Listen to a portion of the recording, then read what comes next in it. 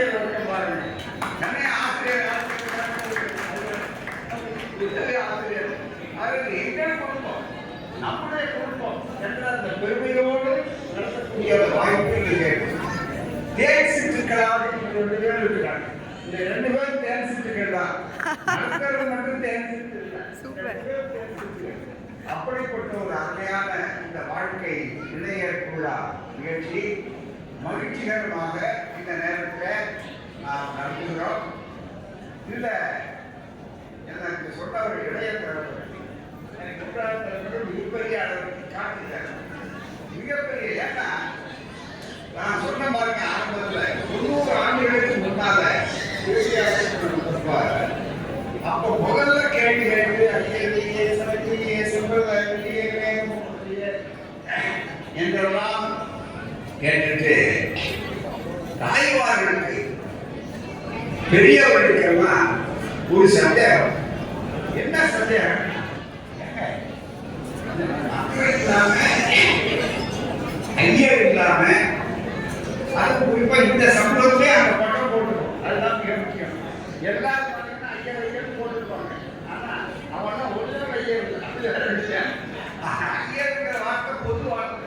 கிறிஸ்தவர்களுக்கு ஐயருக்கு பாதிரியாக போடுறாங்க. அதுதான் மிக முக்கியம். ஆகவேதான் இந்த ஐயர்களுக்கு அவங்க ஒரு மரியாதை பெற்றவர்கள்தான் தவிர ஜாதின்னு எடுத்துக்கொள்ள வேண்டிய அவசியம் கூட கிடையாது. பூரா பிறகு பூரா அப்படி இருந்தது.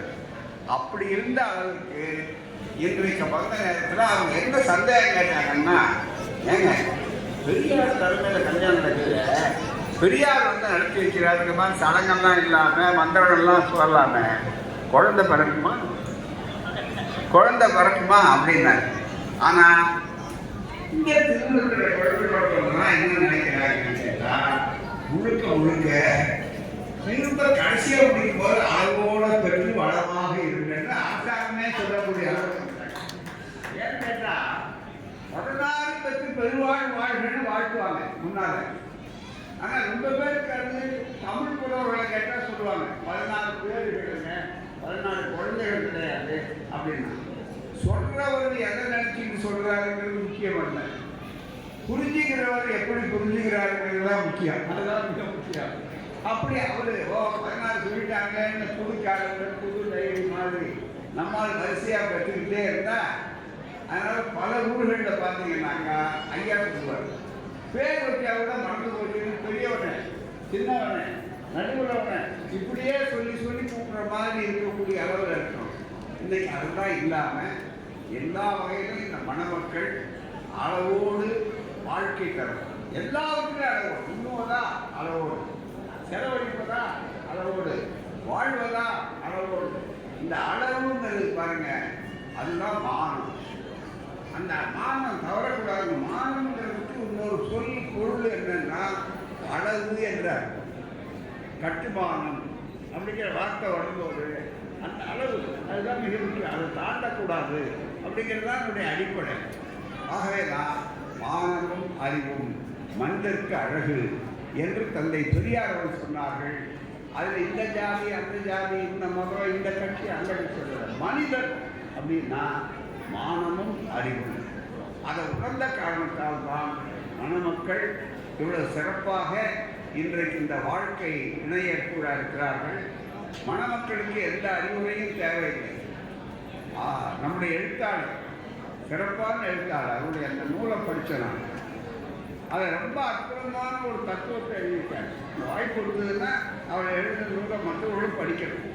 கழிப்பறையா பெண்கள் அப்படின்னு ஒரு கேள்வி கேட்டிருக்கிறார். மிக முக்கியமாக ஆண்கள் மகளிரை சரிபகுதி மகளிர் ஒரு பக்கம் ரொம்ப தாய்மைன்னு ரொம்ப புகழ்ந்து வேலை வாங்கியிருக்கா, நல்ல அடிமையாக சம்பளம் வாங்காமல் கூலி கொடுக்காம வாழ்நாள் முழுக்க வேலைக்காரர்கள் நீங்கி விடுவார்கள், நண்பர்கள் பிரிந்து விடுவார்கள்.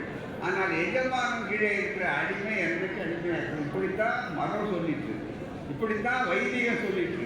ஆனால் அதை பெரியாருடைய சுயமரியாதை இயக்கம், அதே போல் முற்போக்கு இயக்கங்கள், நம்முடைய பொது உடைமை இயக்கங்கள், இவைகள் எல்லாம் பார்த்தீங்கன்னா சமூகத்தில் மாற்றணும். திராவிட இயக்கம், பொது உடைமை இயக்கம், இவைகள்லாம் முன்னால் நின்று மாற்றங்கள் ஏற்பட்டது. அதனால் நல்ல வசதியாக இருக்குது. இதில் 3 எழுதியிருக்கிறார். மணமக்களுக்கு எந்த அறிவுரையும் தேவையில்லை. நாங்கள் பேச வேண்டிய அவசியமே இல்லை. இங்கே சொன்னா இருப்பாங்க 24 மணி நேரமும் நல்ல நேரம், அதுதான் மிக முக்கியம். நாங்கள் எங்களுடைய நாட்காட்டி அதில் முதல்ல போட்டோம், பெரியார் நாட்காட்டி. அந்த நாட்காட்டியில் நல்ல நேரம்னு போட்டேன். போட்ட உடனே என்னை பார்த்து அவசரமாக ஒருத்தர் கேட்டார், ஏன் சார் மற்ற கட்சிக்காரங்கெல்லாம் கொள்கை விட்டுட்டாங்க பல பேர், நீங்கள் கொஞ்சம் கொஞ்சமாக அந்த கொள்கையோடு இருப்பீங்கன்னு பார்த்தா நீங்களும் போய் நல்ல நேரம் போடுறீங்கள அப்படின்னாரு. ஐயா கொஞ்சம் அவசரப்படாத அடுத்த வரியை படிங்க, நல்ல நேரம் 24 மணி நேரமும், அதுதான் மிக முக்கியம். அதே மாதிரி இங்கே போடும்போது அழகாக எழுதியிருக்காரு பாருங்க, ரொம்ப மிக முக்கியமாக 365 நாட்களும் நல்ல நாட்கள். அதனால இது கீழ மாதம் ஒதுக்கிற மாதம் அப்படின்னு போட்டாங்க. ஏன்னா எங்களுக்கு பகுத்தறிவாளர்களுக்கு ஒரே ஒரு லாபம் உண்டு, இது மூட நம்பிக்கைக்கு ஒரு லாபம் என்னன்னா, இந்த மண்டபங்களை தேடணும்னு மீட்டிங்க்கு அதுக்கு பின்னாடி பாருங்க. அப்போ மீதி நாள் போனால் கொஞ்சம் வாடகை ரொம்ப பஸ்ட்டாக இருக்குது, ஏன்னா ஆள் போக மாட்டாங்க யாருமே. ஆனால் அதுக்காக நாம் மூட நம்பிக்கையை வளர்க்க முடியாது, வளர்க்கக்கூடாது, அதுதான் மிக முக்கியம். அப்படிப்பட்ட ஒரு சூழ்நிலையில் இந்த மணமக்களுக்கு அறிவுரையாக ஒரு செய்தியை நிறைய போட்டார். எங்களுக்கு அவசியமாக இருந்தது, ஒரு பத்திரிக்கை மட்டும் முழுமையாக படிக்கணும். ஆனால் ரொம்ப பேர் நம்ம ஆட்கள் படிக்கிறது இல்லை. அதுலேயும் கூட பார்த்தீங்கன்னா பத்திரிகை கொடுத்த உடனே திருக்குறள் முனுசாமி அவர்கள் ரொம்ப அழகாக சொல்லுவார். திருக்குறள் பத்திரிகை கொடுத்த உடனே அப்படிங்களா, யார் கல்யாணம் மகனுக்கு, சரி எப்போ கல்யாணங்க, அது இத்தனாம் தேதி நடக்குது, 4ஆம் தேதி, சரி எங்கே கல்யாணங்க, இந்த மண்டபத்தில் நடக்குது, சரி அவனு சொந்தக்காரங்க அந்த அப்படி பல கேள்விகளை கேட்டுதான் இதை பிரிக்காமையே கேட்பார். திருக்குறள் வேடிக்கையாக சொல்லுவார் நகைச்சுவையாக, இவ்வளவும் கேட்கக்கூடாதுங்கிறது தான் அதை அச்சடிச்சிருக்கிறார். இவ்வளவும் கேட்கக்கூடாதுங்கிறது அதை அச்சடிச்சு கொடுத்துருக்காரு. அப்படின்னா இப்படி கொடுத்தவர் கேட்டாங்க, இந்த பத்திரிகை கொஞ்சம் கொடுத்துருவீங்களான்னாரு. திருப்பி ஏங்க என்னையா பத்திரிகை கொடுத்துருங்க, இதெல்லாம் தான் உங்களுக்கு சொல்லியாச்சுங்களா, அப்புறம் அடுத்தவங்களுக்கு கொடுத்தா அந்த பத்திரிக்கை மிச்சமாக. அது மாதிரி மிகப்பெரிய அளவுக்கு வாய்ப்புகள் இதை ரொம்ப அழகாக இதை விளக்கி சொல்லிட்டாரு. மாணவர் துணைவர்களே, உங்கள் இருவர்களது வாழ்க்கையானது முதலாவதாக ஒருவருக்கொருவர் உள்ளம் கவர்ந்து ஒன்றிய நண்பர்களாக வாழவும், இரண்டாவதாக ஒருவருக்கொருவர் மானம் பாராத முன்னும் பணிவிடையாளர்களாக அவர்களது வாழ்வாகவும், மூன்றாவது கருத்து வேறுபாடு என்று ஒன்று இருப்பதாகவே அறியாதார் வாழ்வாகவும் இருக்க வேண்டும் என்று ஆசைப்படுகிறேன். யாருடைய சொல்லு? தந்தை பெரியார் கைப்பட எழுதிய 3 அறிவுரை. இதில் ஏதாவது மதம் இருக்கா, இதில் ஏதாவது ஜாதி இருக்கா? மனிதம் இருக்கிறது, வெற்றி இருக்கிறது, இதுதான் சமூகம் வளரக்கூடிய முன்னேற்றம் இருக்கிறது, வளர்ச்சி இருக்கிறது. ஆகவே இந்த மணமக்கள் எல்லா வகையிலும் சிறப்போடு இந்த மன வாழ்க்கையை உறுதிமொழி கூறி இப்போது நடத்தி கொள்ளுகிறவர்கள் ஒருவருக்கு ஒரு உற்ற நண்பர்களாக வாழ வேண்டும். எஜமானம் அடிமை என்பது கிடையாது, ஆண் பெண் பேதம் என்ற நிலை கிடையாது, உற்ற நண்பர்களாக வாழ வேண்டும் என்பதுதான். அதனால இணை ஏற்பு விழா என்று சொல்லக்கூடிய அளவில் இருக்கிறோம். எனவே நீங்கள் இந்த கொள்கையை பின்பற்றுகின்ற நேரத்தில் நீங்கள் இந்த குடும்பத்துக்கு மட்டும் பெருமை சேர்க்கவில்லை, இந்த கொள்கைக்கு இந்த இயக்கத்துக்குமே பெருமை சேர்க்கிறீர்கள் என்ற அளவில் வாழ்ந்து காட்டுங்கள் என்று அவர்களை கேட்டுக்கொண்டு, மணமக்களுக்கு பொதுவாக அறிவுரை சொல்வதில்லை, வேண்டுகோள் தான். நீங்கள் படித்தவர்கள், நல்ல பொறுப்பில் இருக்கிறீர்கள், மேலே வளர வேண்டும், வளருவீர்கள். ஆனால் ஒரே ஒரு வேண்டுகோள், 2 விஷயம். வாழ்க்கையில் சிக்கனத்தையும் எளிமையும் கடைப்பிடிங்கள். அதுக்கு அடுத்தது ஆடம்பரம் இல்லாமல் சிக்கனத்தையும் எளிமையும் கடைப்பிடிப்பதோட உங்கள் பெற்றோர்களை என்றைக்கும் நீங்கள் மறக்காதீர்கள். நல்ல நினைவில் வைத்துக் கொண்டு அவர்களுக்கு அன்பு காட்டுங்கள், அவரிடம் பாசம் காட்டுங்கள். அவர்கள் உங்களிடமிருந்து எதிர்பார்ப்பது பணத்தை அல்ல, அல்லது வேறு வேறு செய்திகள் அல்ல. என்றைக்கு நம்முடைய பிள்ளைகள் நம்முடைய பிள்ளைகளாக பாசம் காட்ட வேண்டும் நினைப்பீர்கள். அதுதான் அவர்கள் ஏற்பாடு செய்கிறார்கள். பல நேரங்களில் வளர்ந்தவர்கள் அதை மறந்து விடுகிறார்கள். ஆனால் எங்களுடைய குடும்பங்கள் அப்படி இல்லை. நம்ம மாதிரி கொள்கை குடும்பங்களில், கொள்கை அற்றவர்கள் குடும்பங்களில் அவர்கள் ஆடம்பரத்துக்காக திருமணம், பணத்திற்கான திருமணம். வர தட்சணைன்னு சொல்லி விலைக்கு வாங்குகிறார்கள். அதில் ஆடு மாடுகளை விலைக்கு வாங்குற மாதிரி விலைக்கு வாங்கக்கூடிய சூழல் இருக்கிறது.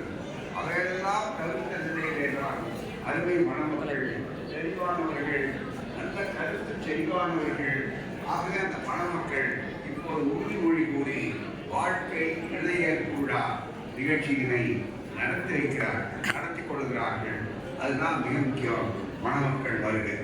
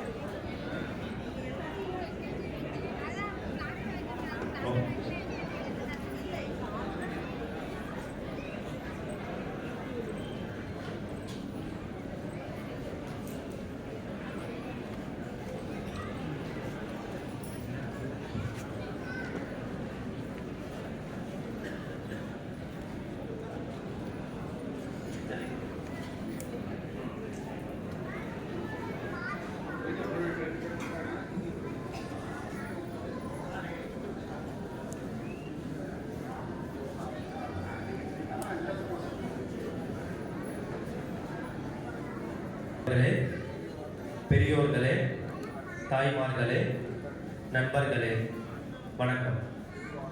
திருவாளர்கள் பிச்சையம்மாள், பிச்சைமுத்து ஆகியோர்களது செல்வி சுகுணா தேவி ஆகிய தங்களை இன்று முதல் மோதிலால், கௌசல்யா ஆகியோர்களது செல்வன் மதிவாணன் ஆகிய நான் இன்று முதல் வாழ்வினையராக ஏற்றுக்கொள்வதுடன் வாழ்வில் ஏற்படும் இன்ப துன்பங்களில் சமபங்கு ஏற்கும் சம உரிமை படைத்த உற்ற நண்பர்களாக வாழ் என்று உறுதி கூறி அந்த ஒப்பந்தத்தின் பேரில் இந்த மலர் மாலையினை பொன் அணியினை அணிவிக்கிறேன்.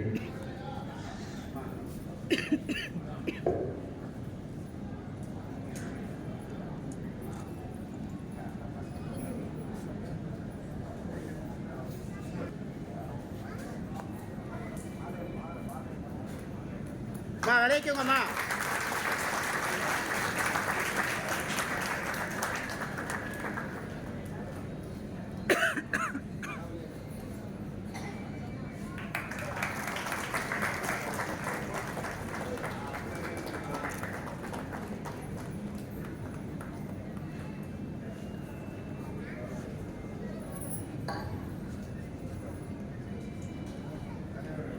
தலைவர்களே, பெரியோர்களே, தாய்மார்களே, நண்பர்களே, வணக்கம். திருவாளர்கள் பிச்சைமுத்து, பிச்சையம்மாள் ஆகியோர்களது செல்வி சுகுணாதேவி ஆகிய நான் திருவாளர்கள் மோதிலால், கௌசல்யா ஆகியோர்களது செல்வன் மதிவாணன் ஆகிய தங்களை இன்று முதல் வாழ்வினையராக ஏற்றுக்கொள்வதுடன் வாழ்வில் ஏற்படும் இன்ப துன்பங்களை சமபங்கு ஏற்கும் சம உரிமை படைத்த உற்ற நண்பர்களாக வாழ்வோம் என்று உறுதி கூறி அந்த ஒப்பந்தத்தின் பெயரில் இந்த மலர் மாலையினை அணிவிக்கிறேன்.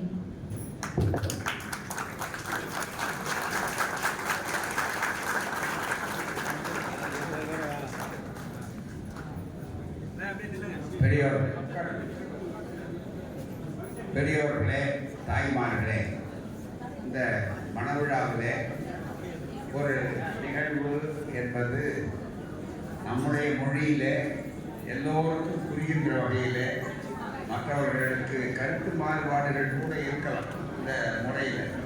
ஆனால் பற்றி இல்லாம எல்லோருக்கும் புரிகின்ற மொழியில, நம்முடைய தமிழ் மொழியில இந்த உறுதிமொழியை அவர்கள் சொன்னார்கள், வாழ்த்துக்கள். அதை விட இந்த மணவிழாவில் ஒரு சிறப்பு என்னன்னா, மிக முக்கியமா மணமகளுடைய அந்த 2 தாய்மார்களும் பார்த்தீங்கன்னா, நம்முடைய அம்மா கௌசல்யா அம்மா அவர்களும் சரி, அதே மாதிரி நிச்சயம்மா அவர்களும் சரி, முதல்ல என் கையில் அந்த தாலி ரொம்ப பெரிய அளவில் வைத்துக் கொண்டிருக்கிறார். அதை உடனடியாக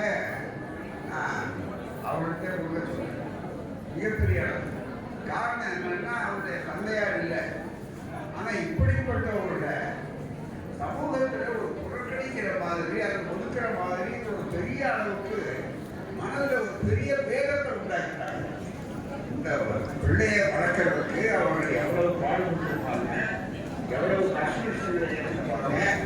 அது வளர்த்து ஆளாக்கி மகளை எல்லாத்தையும் வேறு நேரத்தில் அவருடைய வாழ்க்கையில மிகப்பெரிய திருப்பம் எதுன்னு சொன்னா இந்த மனவிழா மிக முக்கியம். அந்த நேரத்தில் அந்த தாய் முன்னாக நின்று மகிழ்ச்சியாக அவர்களோடு இருந்து அனுபவிக்க, இந்த மதம் அனுபவிக்கிறது என்றால் அந்த மதம் மனிதநேயத்துக்குரியதான். தயவு செய்து நீங்க நன்றாக எண்ணி பார்க்க வேண்டும். நமக்கு வெறுப்பு இல்லை, கோபம் இல்லை, அதே நேரத்தில் எண்ணி பார்க்கணும். இங்க பார்த்தீங்கன்னா அப்படி இல்லை, எல்லாரும் செலவாக்கிறாங்க. அவங்க கையில தான் இந்த தாலியங்கிறது எடுத்து சொன்னாங்க. அது எப்படி சமாளிக்க அப்படிங்கிற அளவு பக்குவம் இருக்கு. ஆனா இன்றைக்கு அந்த மனவிழா இருந்ததுன்னா, ஐயா சொன்ன மாதிரி புரட்சி, அதுலேயும் பெரும்பாலான புரட்சிகரமான நிகழ்ச்சி. மணமக்கள் வாழ்வார்கள், சிறப்பாக வாழ்வார்கள். எனவே இந்த மணமுறை மனிதத்தை மதிக்கின்ற மனிதநேய மனவிழா என்பதை புரிந்து கொள்ளுங்கள், பின்பற்றுகிறது கேட்டு முடிக்கிறேன். வாழ்க மணமக்கள், வாழ்க பெரியார், வளர்க பகுத்தறிவு. நன்றி, வணக்கம். இங்கே சித்ரா பிரதீப் அவர்கள் இந்த நிகழ்வுக்கு நன்றி உரையாற்றுகிறார்கள். அதற்கு முன்பாக இங்கே தமிழ்நாடு முற்போக்கு எழுத்தாளர் கலைஞர் சங்கத்தினுடைய மாநில பொறுப்பு ஐயா சாந்தாராம் அவர்களுக்கு தமிழர்களுடைய ஐயா அவர்கள் சிறப்பு செய்கிறார்கள்.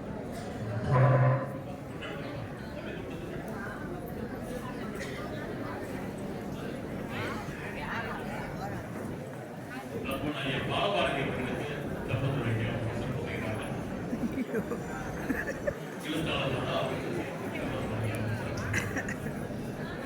சித்ரா பிரதீப் அவர்களுக்கு தமிழர்களுடைய ஐயா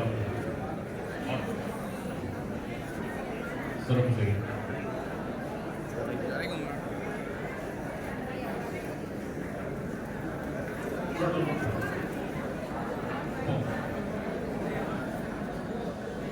மாவட்ட கழகத்துக்கு செயலாளர் சுரேஷ் அவர்களுக்கு சம்பளத்தில் பாலா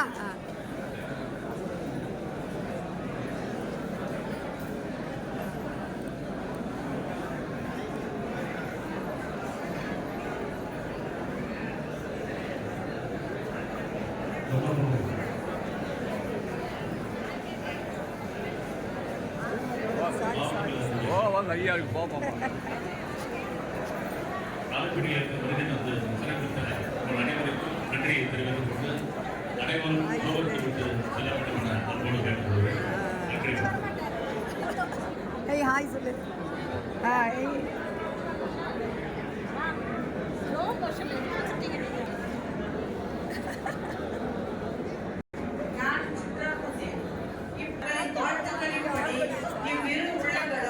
ஒருவருக்கு ஒருவர் அன்புடனும் பாசத்துடனும் விட்டுக் கொடுக்கும் பண்புடனும் இணைப்பிரியாமல் ஆலமர விருட்சம் போல் தலைத்தோங்க அனைவரின் சார்பிலும் வாழ்த்துக்களை தெரிவித்துக் கொள்கிறேன்.